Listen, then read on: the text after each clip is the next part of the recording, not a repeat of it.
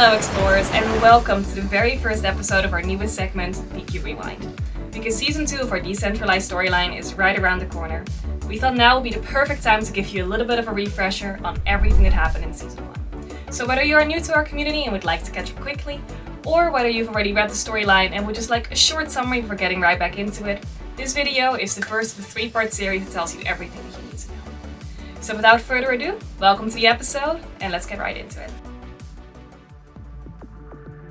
The Union ship the Pinnacle, affiliated with the Twin Suns mercenary clans, experiences a strange malfunction with its quantum drive on a trade run towards the Kepler system, which is a system located on the border between the Union and the Empire. The quantum drive ruptures and dangerous shockwaves target the closest planet, the Imperial Forge World Kepler-7. The Universal Council convenes on Station Ignis and decides to allocate most of its resources to help the evacuation of the inhabitants of Kepler-7 and the Twin Sun mercenary clans. Mysterious signals from beyond the core systems, humanity's current home in the galaxy, have disrupted communications in the Federation. In particular, the mining planet Fargus and its surroundings are affected. With help of the newly established Explorer program, the Universal Council has decided to send Lieutenant Commander Sera Varse and her team to investigate, leading her to discover the source of these signals, the mysterious planet Mímir. We also learn that Sera has a brother caught up in the wreckage of the Pinnacle, and she wishes to return alive to see him again. A group of rogue, factionless pirates, known as the Crimson Wolves, have begun attacking planets within the Kepler system, taking advantage of the disarray around Kepler-7 after the explosion of the Pinnacle. The pirates are led by Montez Lycanis, former member of House Lycanis, a noble house within the Empire. The Universal Council decides to strike a deal with Ivana Crane, granddaughter of the Emperor, allowing her to lead an assault on the pirates and bring them to justice. Ivana's assault is successful, and she drags back the body of Montez to the inner rim of Imperial space. The main ship of the Crimson Wolves, however, disappears in a mysterious flash of light, and along with it multiple ship and crew belonging to the Universal Council. Upon being asked by the Universal Council to confirm the body of Montez, Ivana does not respond and continues her journey. Within the caves of Mímir, Sera Varse and her team discover the source of the mysterious signals, a large black shard jutting out of the earth. The Universal Council votes to trust Sera Varse's instinct that there might be more to this signal.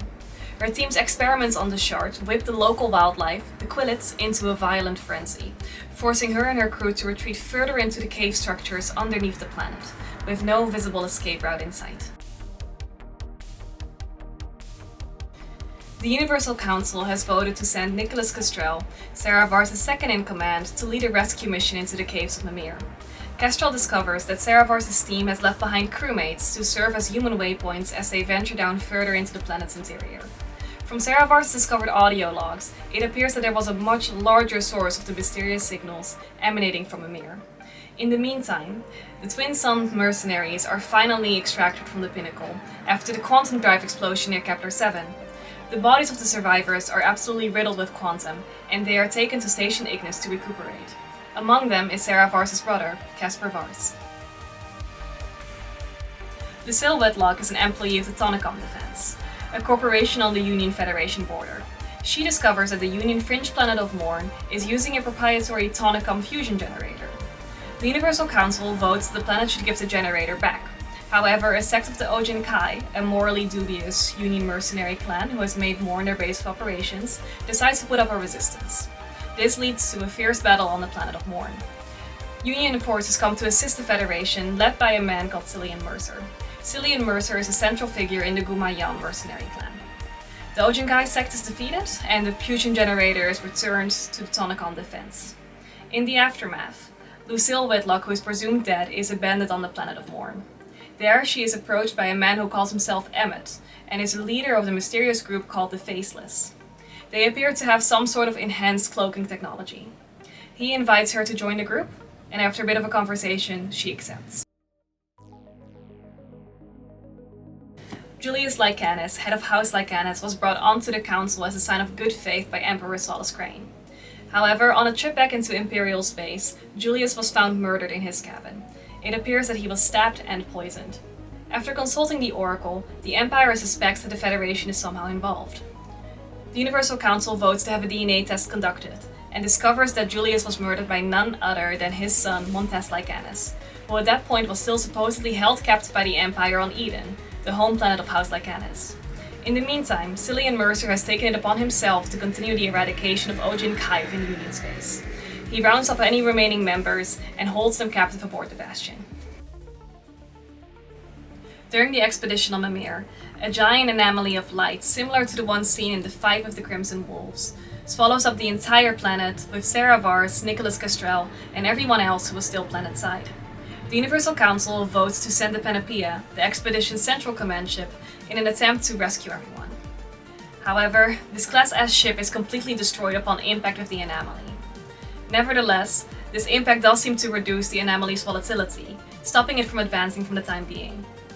Shortly afterwards, Carl Hayden, captain of the Class B ship the Arbiter, is sent into the anomaly and finds him and his crew transported to a place far beyond the core systems, unable to return.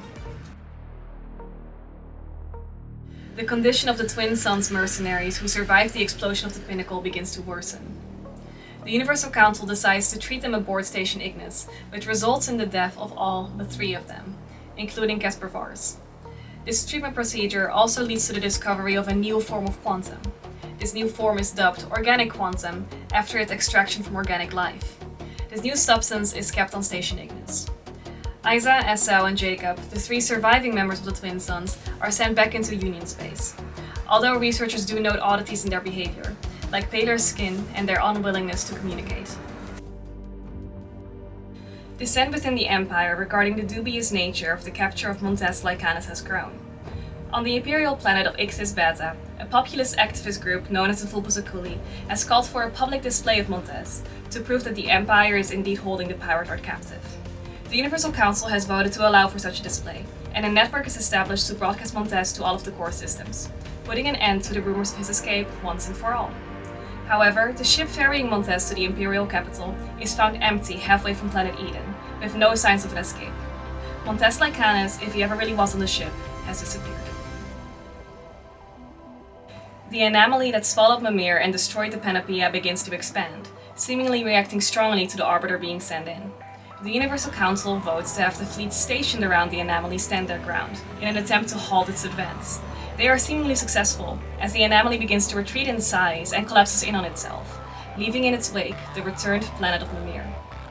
In the meantime, as a response to the disappearance of Montes Lycanes, Gloria Morel, a council member for the Empire, is instated as governess of the planet of Eden Lycanes, in an attempt to keep House Lycanes in check. So this was part 1 of our extensive summary of Season 1 of our decentralized storyline. We'll be releasing part 2 in only 2 weeks, so stay tuned. When we have released all the parts of this series, you'll also be able to find them in the description below. In the meantime, head on over to our Discord to let us know what you thought of this video and what your predictions are for Season 2, because the story of PlanetQuest has only just begun. Are you not part of our PQ community yet, and would you like to play a part in shaping PlanetQuest history? Head on over to planetquest.io and sign up. That is everything for now, explorers, and we'll see you on Discord.